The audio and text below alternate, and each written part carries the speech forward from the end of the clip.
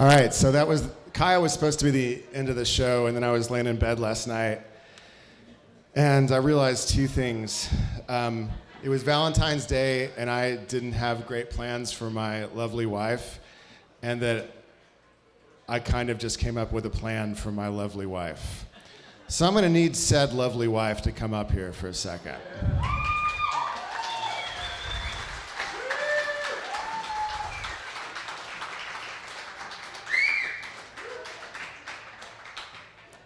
I give you Laura Rickabrazel.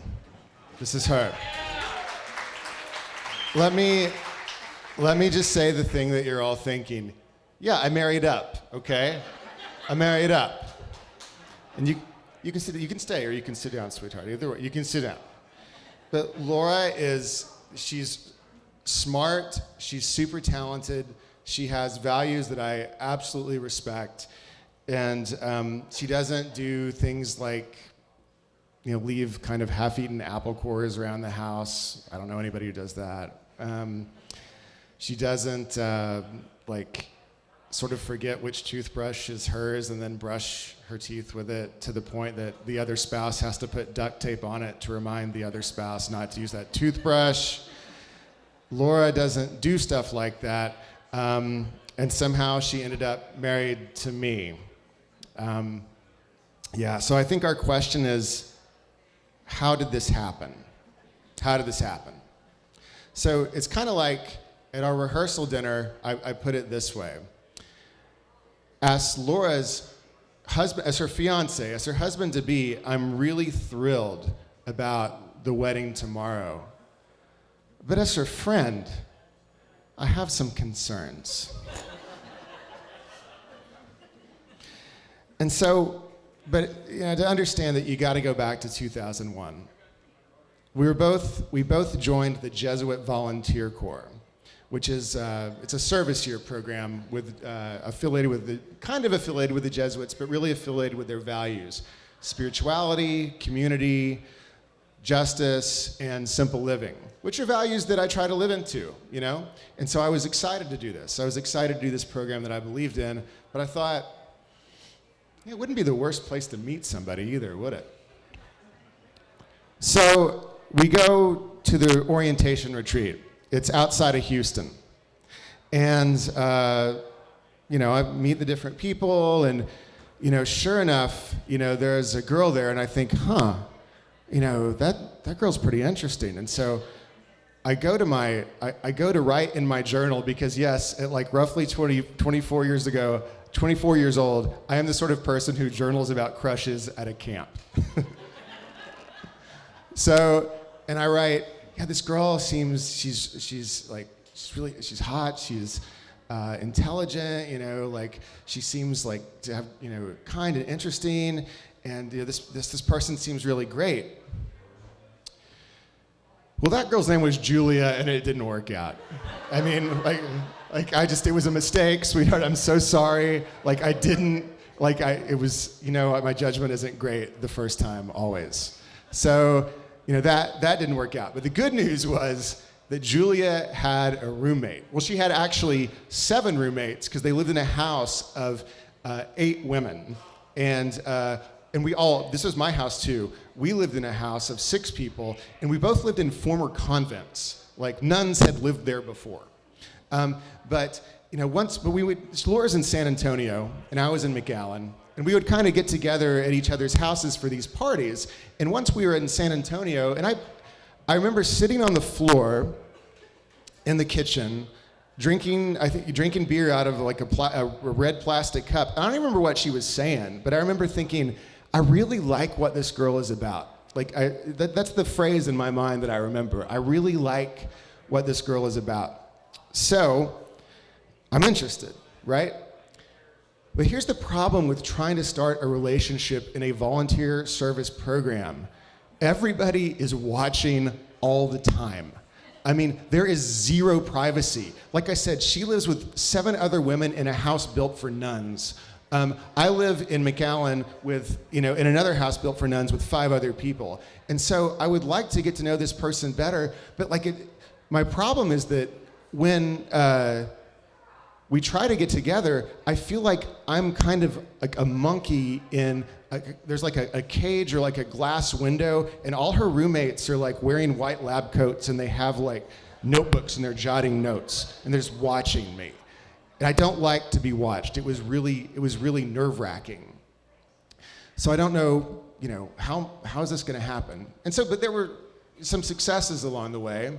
Like we have a picture from a trip to Lost Maples State Park in the hill country of Texas, where Laura and I are sitting in the back of a pickup, and we're sort of suspiciously close together. Sort of suspiciously close. I mean, I feel like the roommates in lab coats were making notes. They were taking notes on this. Too close? What should we say? What should we talk about this? I don't know.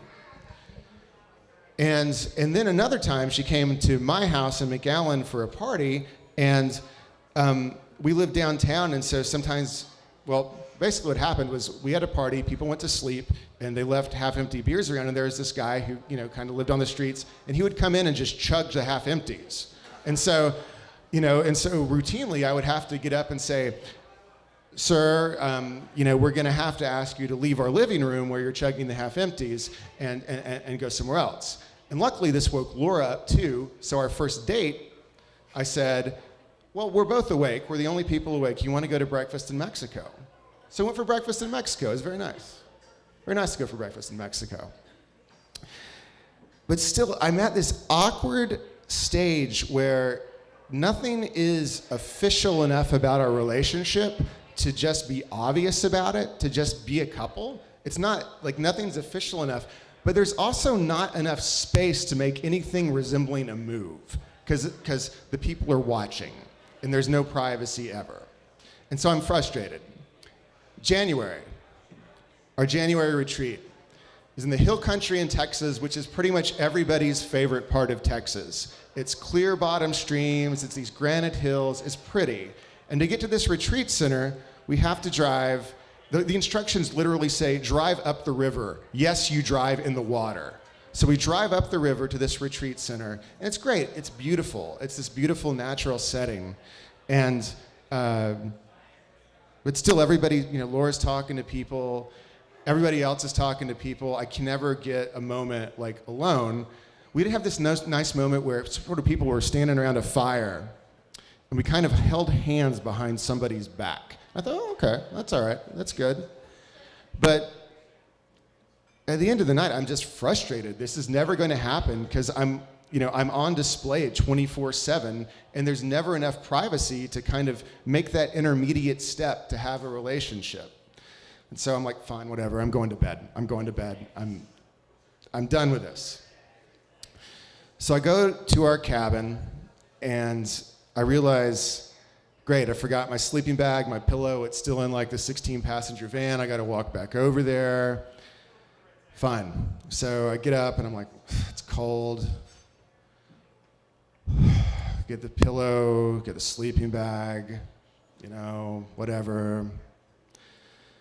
I walk around the corner of the van and I see someone else is out going to, I believe, their van.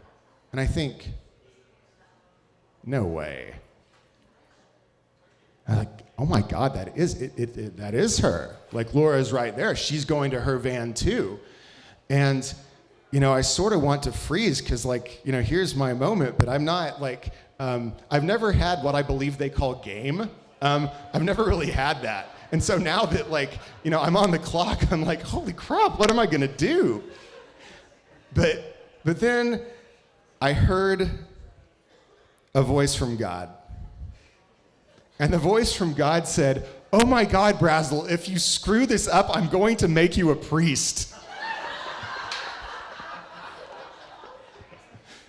Okay, I didn't really hear the voice from God, but it was about that kind of a situation. I mean, I've been trying to cue this up forever, and here it was. And so I think I said, we should go for a walk at in the middle of the night in January in Texas or something like that. But we did. She said yes. And the truth is that on a clear night in January in Texas, the stars at night actually are big and bright. But I don't really remember that part because that was also the first time I kissed my wife.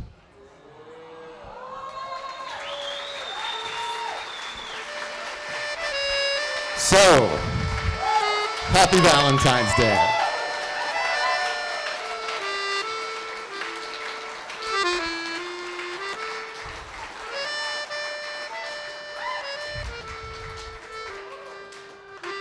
I'm gonna let Aaron just play here. Just keep going, keep going.